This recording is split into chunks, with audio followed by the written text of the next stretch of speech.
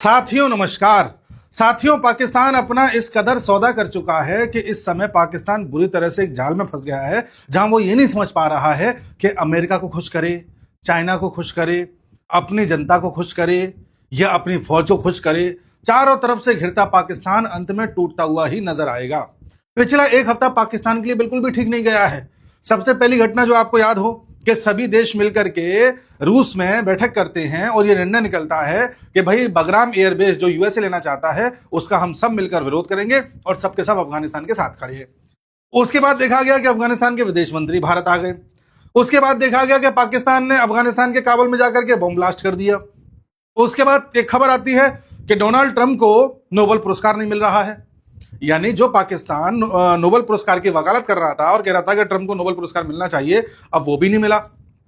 जो पाकिस्तान ये सोच रहा था कि तालिबानियों को दबा लेगा, अफगानिस्तानियों को दबा लेगा, वो पाकिस्तान दबाना तो छोड़ो, वो लोग आकर के भारत से मिल रहे हैं।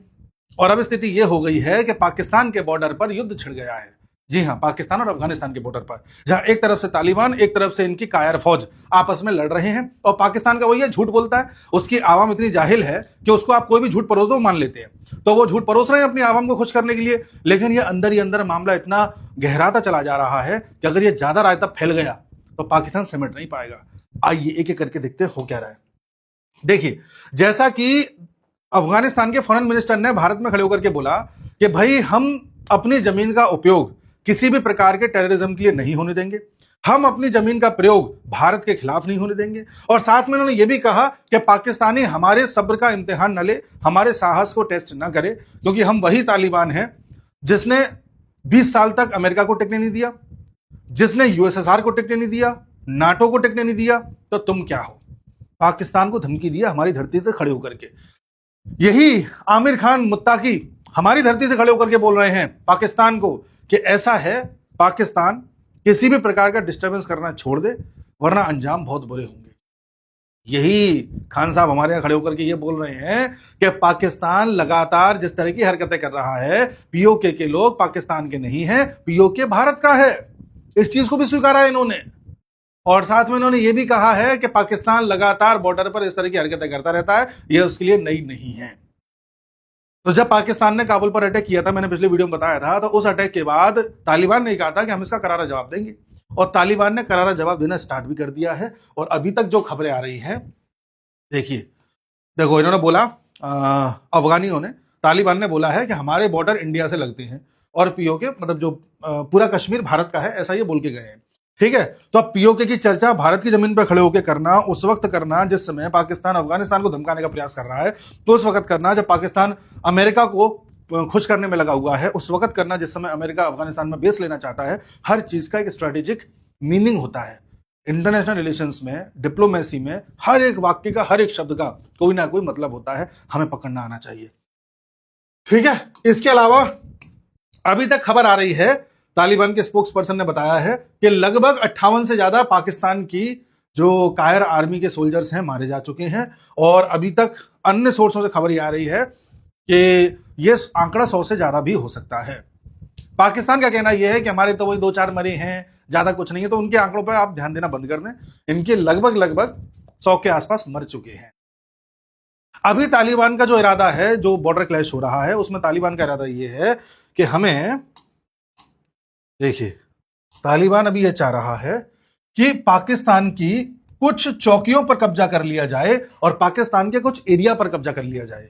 कल रात से लगातार खबरें आ रही हैं अलग अलग न्यूज चैनल्स पर कि अब तालिबानियों ने इस चौकी पर कब्जा कर लिया, फिर आता है कि इस एरिया पर कब्जा कर लिया। तो न्यूज चैनल की बात पर हम विश्वास नहीं कर सकते, इनका क्या होगा क्या नहीं होगा कह नहीं सकते, क्योंकि इंडिया पाकिस्तान का युद्ध हो रहा था तो न्यूज चैनल वालों ने आधी रात को जो है पाकिस्तान पर चढ़ाई करवा दी थी। तो उस पर हम नहीं जा सकते, बट हाँ इतना जा सकते हैं कि तालिबानियों को यह पता है कि पाकिस्तानियों को अगर खदेड़ना है तो इनके एरियाज पर कब्जा कर लो, इनकी चौकियों पर कब्जा कर लो, इनके क्षेत्रफल पर कब्जा कर लो। ये तालिबान कोशिश करके रहेगा, धीरे धीरे आप देखते जाइए। इसके बाद पाकिस्तान का कहना यह है कि हमने 200 तालिबान फाइटर्स मार दिए हैं। 200, ये तो कुछ भी बकता है इसका, तो मैंने बोला ना इसका आंकड़े का कोई मतलब नहीं है। अच्छा, पाकिस्तान में एक दिक्कत और भी आ गई है। पाकिस्तान के कई शहरों में, बड़े शहरों में इंटरनेट शटडाउन कर दिया गया है, किसी भी प्रकार का कोई कम्युनिकेशन स्थापित नहीं कर सकता व्यक्ति। ये क्यों किया गया है? इसकी दूसरी वजह है, तालिबान वजह नहीं है। देखिए, पाकिस्तान सरकार ने इस्लामाबाद और रावलपिंडी में मोबाइल और इंटरनेट सेवाएं बंद कर दी हैं। यह कदम तहरीक ए लब्बैक पाकिस्तान टीएलपी के विरोध प्रदर्शन को रोकने के लिए उठाया गया है। ये जो टीएलपी है, ये वहां पर एक तरीके से राइट विंग की पार्टी है जो लगातार पाकिस्तान की जो पॉलिसीज है उसके विरोध में समय समय पर आवाज उठाती रहती है। और अब तो स्थिति ये हो गई है कि इनकी वजह से धारा 144 लगा दी गई है वहां पर। और इनकी जो मांग है, देखिए, देखो, प्रमुख सड़कों को भी बंद कर दिया गया है, ठीक है। साथ ही उनके संचार को बाधित करने के लिए मोबाइल इंटरनेट सेवाएं निलंबित कर दी गई हैं। ये जो टीएलपी है, इसने गाजा में जो हत्याएं हुई हैं उसका भी विरोध करते हुए यहां पर प्रदर्शन किया है। अब देखो, मैंने कहा ना, पाकिस्तान फंसता चला गया है चारों तरफ से। पाकिस्तान ने अमेरिका का साथ दिया कि ठीक है, हम आपके तलवे चाट रहे हैं। अमेरिका ने एक गाजा पीस प्लान निकाल दिया, ट्रंप ने, कि भाई गाजा में शांति होगी और ये नियम कायदे कानून है। इन नियम कायदे कानूनों को अब पाकिस्तान का ये ग्रुप मान नहीं रहा। उनको लगता है कि निर्दोषों की जान गई है, इसका क्या। अब पाकिस्तान क्या जवाब देगा? ये अपना जो सौदा कर आते हैं ना ट्रंप के चरणों में जाकर के, ये तो अपनी कुर्सी बचा लेते हैं, लेकिन इनके घर में आग लग जाती है, उसका क्या करेंगे ये? अब दूसरा केस देखिए, अभी कुछ दिन पहले ये लोग, पाकिस्तानी लोग, गए थे सऊदी में, आपको पता ही होगा।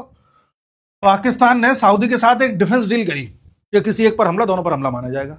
अब पाकिस्तान पर तो हमला हो रहा है तालिबान का, अब सऊदी क्यों नहीं कुछ बोल रहा? याद कीजिए, मैंने उस वीडियो में बताया था कि पाकिस्तान के साथ कुछ भी हो, सऊदी बीच में नहीं आएगा।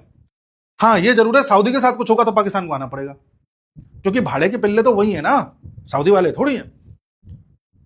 अब पाकिस्तान ये पा रहा है कि कहीं, देखो, पाकिस्तान के खुद के लोग देख रहे हैं कि तुम सऊदी से डील करने गए थे, आज सऊदी तुम्हारे साथ नहीं खड़ा। तुम जो पाकिस्तानी हैं, ये अमेरिका का साथ दे रहे थे गाजा पीस डील में, तो इनके घर में कल से स्टार्ट हो गई। ये तालिबानियों के खिलाफ कुछ बोल रहे थे, अब तालिबानियों ने उल्टा इनको रेल दिया है। उसी प्रकार से इन्होंने एक बीज और बोया है जो धीरे धीरे आपको फलित होता दिखाई देगा। वो ये है कि जो बलूचिस्तान में बलोच लिबरेशन आर्मी है, जो लगातार अपनी आजादी की लड़ाई लड़ रही है, इसको आसिम मुनीर ने आतंकी संगठन घोषित करवा दिया है यूएसए के द्वारा। अभी 1.5-2 महीने पहले की बात है। अभी तक इसका कुछ न्यूज में नहीं आया है, पर्दे के पीछे खेल चल रहा है इसका। अगर ये भी इसके विरोध में इन पर टूट पड़े तब क्या करोगे? क्योंकि तुम अगर किसी को आतंकी संगठन घोषित करवा रहे हो तो वो भी रिटेलिएट करेगा। इधर से तालिबान अब तुम्हें सीधे ठोक रहे हैं, इधर आपकी टीटीपी है, तहरीक तालिबान पाकिस्तान, ठीक है, इधर ये राइट विंग वाले हैं जो मैंने आपको बताया था, जिनके चलते ये तहरीक लब्बैक टीएलपी। अब ये सब तो है ही, इधर पीओके वाले प्रोटेस्ट अभी भी कर रहे हैं, वो भी शांत नहीं पड़े हैं। ऐसी स्थिति में अगर भारत भी पाकिस्तान को पीटने लग जाए तो पाकिस्तान करेगा क्या? पाकिस्तान लगातार ये कहता था कि अफगानिस्तान में तो किसी तरह से भारत का कोई प्रेजेंस नहीं है, अफगानिस्तान तो हमारे कहने पर चलेगा, हम अफगानिस्तान को बताएंगे कैसे क्या करना है। अब अफगानिस्तान तो किसी के कहने पर नहीं चल रहा, अफगानिस्तान तो यूएसए कहने पर नहीं चल रहा। वो बात अलग है कि अफगानिस्तान भारत आता है, वो बात अलग है कि अफगानिस्तान ने भारत से कहा है कि आप आइए हमारे यहाँ से रेयर अर्थ मिनरल्स निकालिए, वो बात अलग है कि अफगानिस्तान ने साफ साफ कह दिया कि अपनी भूमि का उपयोग किसी तरह के टेररिज्म के लिए नहीं होने देंगे, वो बात अलग है अफगानिस्तान ने कह दिया कि पीओके भारत का ही है। अब पाकिस्तान क्या करेगा? अब वो लोग क्या कहेंगे जो ये कहते हैं कि भारत की डिप्लोमेसी खराब है? अच्छा, कुछ लोग ये कह रहे हैं कि तालिबान का तो इस देश में विरोध होता है, फिर तालिबान के साथ भारत सरकार बात क्यों कर रही है, फिर रिश्तों को आगे क्यों बढ़ा रही है? देखिए, देश हित में कोई भी कदम उठाना पड़े, उठाना चाहिए देश हित में।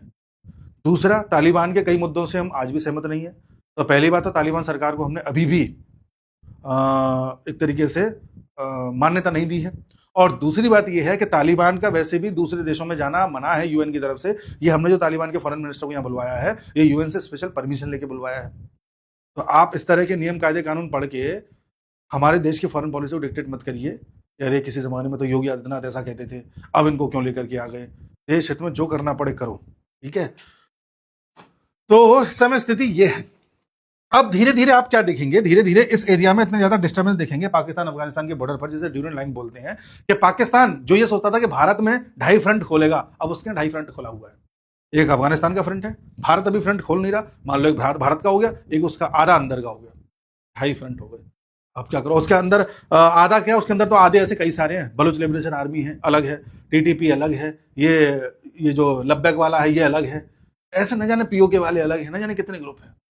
अभी भी पाकिस्तान के बड़े बड़े शहरों में इंटरनेट बंद पड़ा हुआ है ताकि ये आग ज्यादा न भड़क जाए। इस तरह से चिता पे लेटा हुआ पाकिस्तान भारत को धमका रहा है या भारत के बारे में कुछ उल्टा सीधा बोल रहा है, तो आप समझ जाइए ये सिर्फ दिया बुझने से पहले की फड़फड़ाहट है।